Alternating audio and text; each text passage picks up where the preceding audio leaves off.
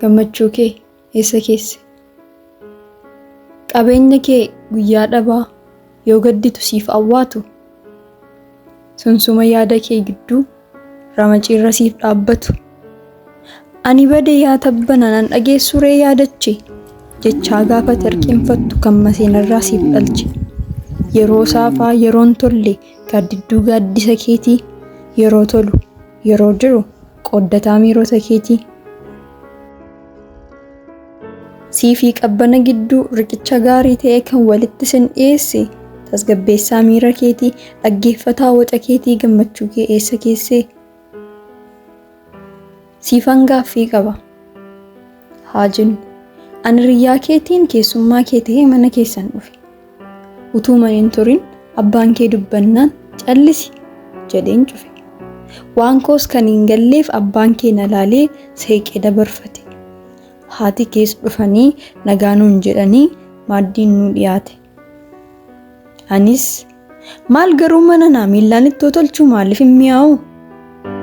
Kanaafuu fokkisti obbolaan kee xiqqoon harmeen kee hin dhibaa'u jedheen maatii guutuuf yaada koo sokorruun teessuma sii dhaabe. Abbaan kee si ilaala teessamoo dhaabbattaa muddaan murtii qabee.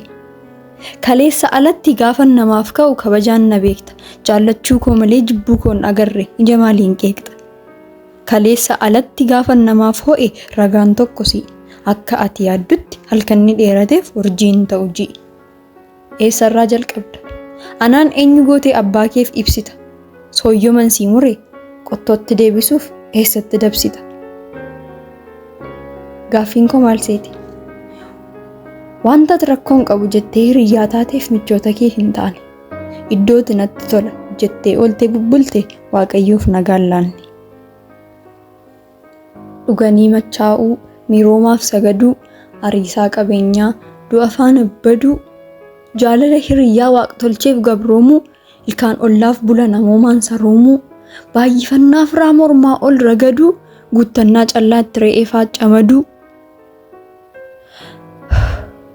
Wayyaa dhaloota koo wanta meeqaan baddaa? Normaaliidha jetta anoo isan gadda. Kitaabni qulqulluun maal siin jedha seeti? Bara dargaggoomtu raawwattus fedhii kee ni jiraatta ceetee. Wanta qalbiin kee hunkuree godhi jedhee si kakaasu addunyaan maasaa balloodha cuftiin dhabuu waan facaasu. Sirbii dhiichisi siin jedhaa sirbi kaa normaaliidha dogoggorsii dhaalii jedhaa raatessi maal saqqaaniidha. Waliin dhooftee nyaattee buluu yoo godhatte ejja hojii sabaan jaallatamuuf jettee faallaa waaqaa guutus sochii jireenyi naqasiif galee badduu taatus normaaliidha. Bara baraaf kaadhimamtee lubbuun kee garuu qaaliidha. Lafatti hafaan hin jiru hundaaf ni gaafatamta yoo gaarummaa eebbifamtee kan badii keef adabamta. Rakkoon qabuun si balleessa ogummaan garuu si eegdi. Amaleeffannaa hokkisaa normaaliidhaan kun ni sobdi.